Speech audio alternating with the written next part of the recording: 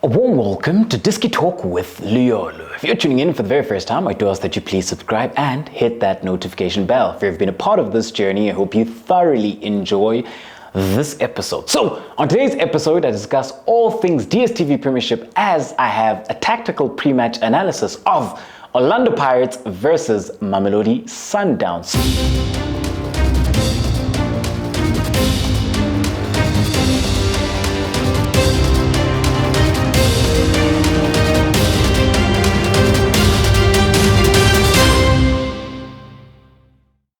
On today's episode then, we are going to have a look at that mouth-watering encounter where then you do have Mamelodi Sundowns, who are currently in first place with 18 points, taking on Orlando Pirates then, who only have 7 points. So when you have a look at it then, it is a mouth-watering encounter by virtue of the quality which will be on display. Also considering then that the last time out then, within the last season, Orlando Pirates did finish second to Mamelodi Sundowns. Orlando Pirates then also beating Mamelodi Sundowns then within the MTN 8, and whenever then these two have met in recent times, it has been a tightly contested affair. So I expect no different this time around. However, let's get then into the tactical pre-match analysis of Orlando Pirates versus Mamelodi Sundowns. So when you have a look at it then, Orlando Pirates then do line up with a 4-2-3-1. When you have a look at Mamelodi Sundowns then, without the ball, they are then within their 4-4-2 diamond, but in possession of the ball then they do then go to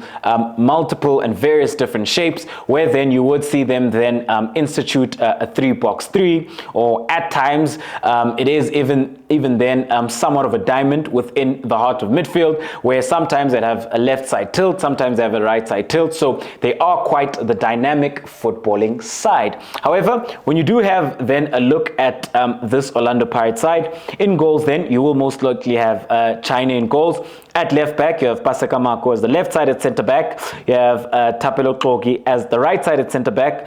You'll have Sibisi, and then at right back, you will have Monyane. However, we do know that there is also the option of Shandu as well within the heart of midfield. So you will have Munare there, and then you will have Tim. So we do know that Ntlonto has been playing within the heart of midfield, and he's been quite key for this Orlando Pirates side. However, he is suspended by virtue of yellow card accumulation. So he has picked up 4 yellow cards. So he will miss then this Dstv Premiership encounter.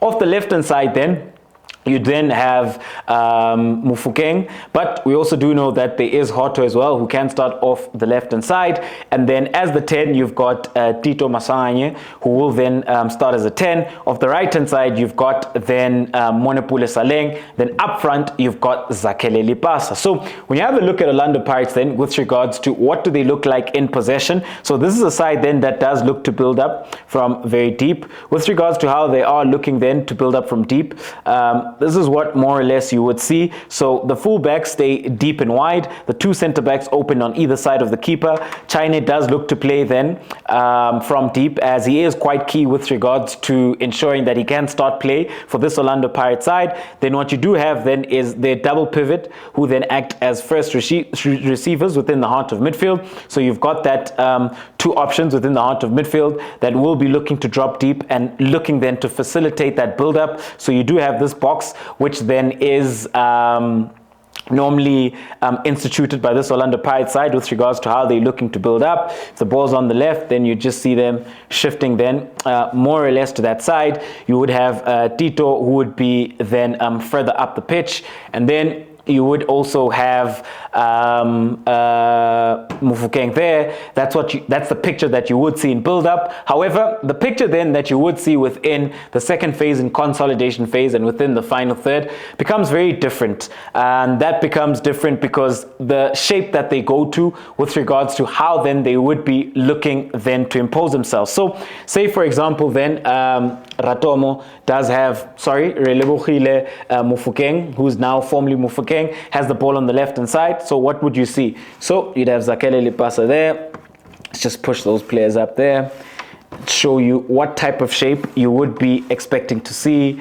So for example, what you would see then from this Orlando Pirates side, especially in Marco, for example, he's very comfortable with regards to coming in on the inside and looking to add numbers and looking to invert. So that is somewhat of the shape that you would see then from this Orlando Pirates side then whenever they are in possession of the ball.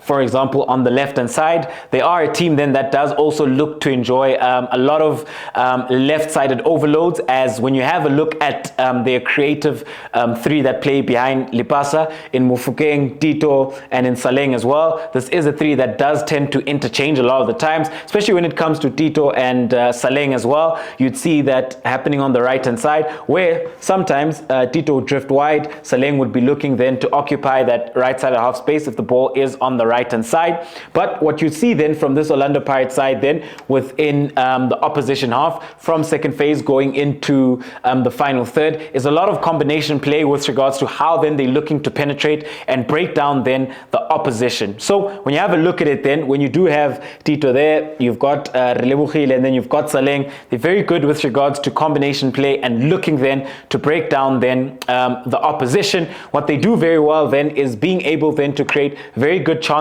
then for Zakele Lipasa. So a lot of the times then they do look to penetrate from the half space or from the wide channel, where then they do look then to ensure that they can play that ball back into the box, and then you do have Lipasa there in the box who is looking then to finish. He's been doing very well for this Orlando Pirates side with regards to the types of goals he's been scoring for Orlando Pirates, and his positioning, his awareness, and also what he offers this Orlando Pirates side with regards to how they look to press and his aggression as well. So with Zakele Lipasa, what he's been doing very well then is ensuring then that he's always then within this area, so in and around the penalty area and in and around the 6-yard box, where then he does look to tap in. Player then who is also growing in confidence with regards to what he offers this Orlando Pirates side. When you have a look at Orlando Pirates then when it comes to set pieces, so when it comes to set pieces, that is also another area then they're quite strong in, especially when you consider the delivery that they have that would come then from Saleng. He does have a whipped in delivery,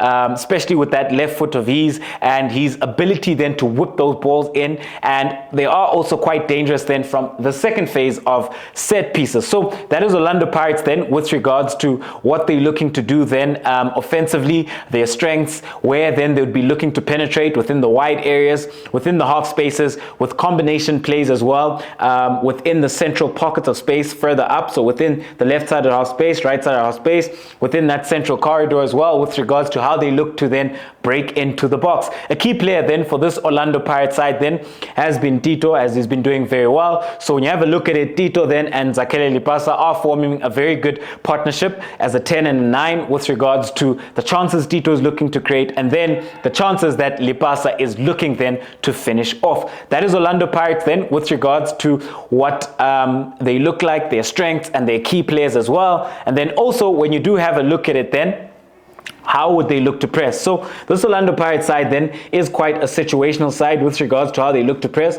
So they don't always look to press. Sometimes they would look then to adopt sort of a mid-block. But if they are looking to press, a lot of the times it would be then Zakele Lipasa leading the press, as that's what he offers Orlando Pirates without the ball. He's very good at that. But because of the type of game it is then, and also with Orlando Pirates missing a player like Ndlondo, who's so influential within the heart of midfield with regards to offering them that control within the heart of midfield, that progression and creativity from deep pockets of space, I do see Orlando Pirates then sitting within a mid to low block for large parts of this game, where then they will look to pick their moments with regards to offensive transitions and then looking to hit this Mamelodi Sundowns side on the counter attack. So what you would see then without the ball for large spells within this game is Orlando Pirates then having to sit deep and having to sit compact. What becomes key then with this is how then they look to manage space laterally and vertically then in between the lines when Mamelodi Sundowns do look to try and break them down. So this is the picture that I do see with Orlando Pirates looking to sit deep and then looking then to win the ball back and then looking then to counter, especially considering that they've got Mofokeng. If Mofokeng doesn't start, you've got Hoto, you've got Tito, you've got Saleng, you've got Lipasa. All four of these players then are very quick players and players then who are very good in transitional moments from an offensive perspective with regards to being able then to pick the right pass, the right weight of pass, and being able then to make the right runs in between the opposition, and being able then to exploit the space which is left in behind by the opposition defensive line. So that is Orlando Pirates then with regards to what they look like. And then when we move on then right along, they do have Mamelodi Sundowns. When you have a look at Mamelodi Sundowns, like I did mention then, they do start then with a 4-4-2 diamond without the ball, but they do then morph into so many different shapes and so many different formations that they would take up in possession of the ball with regards to what they're trying to do, with regards to their offensive schemes as well. And sometimes what you would see then is a complete bias, like a left side tilt or right side tilt, where then they've got a complete bias to one side. But we also have seen them incorporating wing play this season into their game. So when you have a look at it then, in goals, you do have Ronwen Williams in goals, and then as the right back, you do have Mutau. As a right-sided centre-back, you do have Rivaldo Kutsier, which I will explain then his role and why then he does become important, because then he does play as a libero for this Mamelodi Sundowns side, where then he does step up into midfield and form a double pivot with Tebogo Mokoena. So without the ball, he is then a situational right-sided centre-back. With the ball, then he does form a double pivot where he does get into the heart of midfield. And then as the left-sided centre-back, you do have Toby Mvala. And then at left back, then you do have Batuel. When you move on then right along, you then have Tebogo Mokoena at the base of the diamond as a pivot. And then at the right side of the diamond, you do have Marcelo Allende. At the left side of the diamond, then you do have Mutiba. And then you do have Mayema at the tip of the diamond. Then you have Zwane, and then you have Ribiero. But we do know that this Mamelodi Sundowns side have so many options. So they could always come into this game with different options. We do know that there's Nku as well. There's Mendieta as well. Those are players then with different profiles to these players, especially in the offensive areas, that do offer them a different threat that they could look to start with. So that is Mamelodi Sundowns with regards to their personnel and their diamond. What do they look like then in possession? So in possession, I did mention that this Mamelodi Sundowns do then go to a back three. So what they do then with regards to their build up then, what you do see from this Mamelodi Sundowns side with regards to how then they'd be looking to build up. So how do they look to build up? So what you do see then is that they always would create a box. They start very deep within build up. Normally it would be one of the centre backs passing to Ronwen Williams, and they'd facilitate the build up like that. But they do look to create a box with their build up, and then sometimes it's a box plus one then within the middle, but I will illustrate that. So what you do see then is you'd have Mokoena there, acting as a pivot. Then you have Rivaldo Kutsier who steps up into there. Then you'd have Mutau there, and then you've got Toby Mvala there. So they would create somewhat of that box within build-up, but it is very dynamic then, because sometimes what you would even see then with regards to that is maybe Rivaldo Kutsier there, you'd see Mutau there, then you would have then, for example, Allende looking to drop in then and looking to facilitate that build-up. But a lot of the times what you do see then is Rivaldo Kutsier there, and then you would have Mutau there, you have Mbala there, then you have Batuel there, then you've got you'd have Rivaldo Kutsier, and then you'd have Mokoena there. Then you'd have numbers pushed up, further up the pitch with regards to what they would be looking like. Then what you would see sometimes, for example, there's also that shape that you would see that they can institute. So it's sort of that box, then you've got that one there. So it's always in relation then to how the opposition is looking to press and how then they look to outnumber and ensure that they do have numerical superiority then within the first phase against the opposition pressing scheme. So that is Mamelodi Sundowns. Further up the pitch, what do they look like then? So I did mention that they do go to a back three. So let's just push them up and show you what they are looking to do with regards to what happens. So they would then go to this back three then, where you would have Mutau there, you'd have Mbala there, you'd have Batuel there. Sometimes what you see is Batuel even looking to invert within the heart of midfield, and then you'd even have somewhat of that situation, which then allows Mutiba, for example, to push further up. Sometimes you even see somewhat of that picture, because I did mention it is very dynamic, but a lot of the times this is what you are going to see then, them creating this box that they would create. say for example the ball is on the left hand side, sometimes what you do see then is them having this left-sided tilt and this left-sided bias with that back three. But when they do play with a different profile, like Nku for example, and they do play with another wing on the other side, then they do look to stretch it, and then that is the shape that you would see. So you'd see this 3 box 3, so that is your 3 at the back there, your 3 center backs there, and then you have Mudau acting then as a situational center back in possession of the ball. Then you'd have your box which is formed there, which is Rivaldo Kutsia, you'd have Mukwena there, you'd have Alende there, you'd have Mutiba there, and then for example, if it is Ribiero who starts maybe off the wide area and he does look to offer the width, he would be there. You'd have Tembazwane there, then you'd have Nku there. But there's so many different ways in which this Mamelodi Sundowns could look to line up because they've got different profiles. But this is more or less what it would look like. Sometimes, then, like I did mention, you'd have this complete sort of left side tilt where they have then ensured that they have overloaded the space. That is Mamelodi Sundowns then, but they are quite dynamic with regards to how they look to attack, very fluid in possession of the ball with regards to how dynamic they are with their combination plays and the give and goes, the 1-2s which are instituted in and around the box, how then they look to exploit space and attack space as well. But what do they look like then with regards to them looking to press? Because we do know this is a very aggressive pressing side. So what you do see from this Mamelodi Sundowns side is that they do press within their 4-4-2 diamond shape. So what you do see then is that the 2 forwards would be key then with regards to ensuring that they do close down the 2 center backs, and then you'd have your 10 looking then to ensure that he does go onto the pivot. But because Orlando Pirates do play with 2 pivots, what you would see then is that you'll have maybe one of the 8s looking then to come up and looking then to combat that situation. When the ball does break wide, that's where the 8s also become key in closing down the fullbacks, be it on the left side, be it on the right side. In this case, they will obviously be looking to match up because like I did mention, Pirates do have 2 pivots which would act as first receivers. So then what does become key then is one of the 8s then looking to push up there, looking to offer that support. You'd have that, and you'd have them pushing right up because then they are very aggressive with regards to how they're looking then to press the opposition. Also then when it comes to counter pressing, as soon as they lose the ball, they do look to win it back as quick as possible, as they do look to swarm the opposition. Like I did mention, the overall picture of this game, I do see Orlando Pirates then for large periods of the game sitting from a low to a mid block with Mamelodi Sundowns in possession of the ball, looking then to break down then that defensive block and that organized defensive structure of Orlando Pirates. I do foresee it then being a tightly contested encounter, which will then have a lot of quality on display. However, with Orlando Pirates having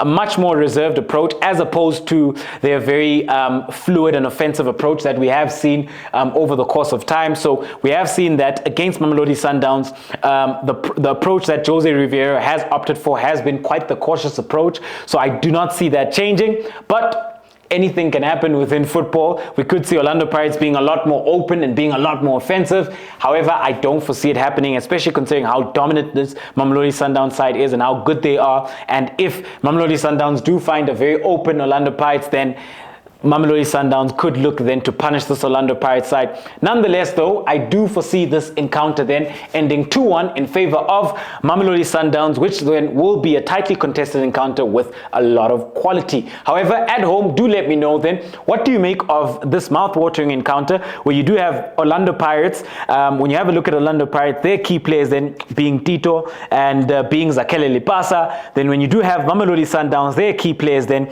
being then Marcelo Allende and being Lucas Ribiero as well. What do you make of this encounter, and who do you think walks away with all 3 points, or do you see them sharing the spoils a point apiece? Thank you very much for tuning in to yet another special episode of Diski Talk with Liolo.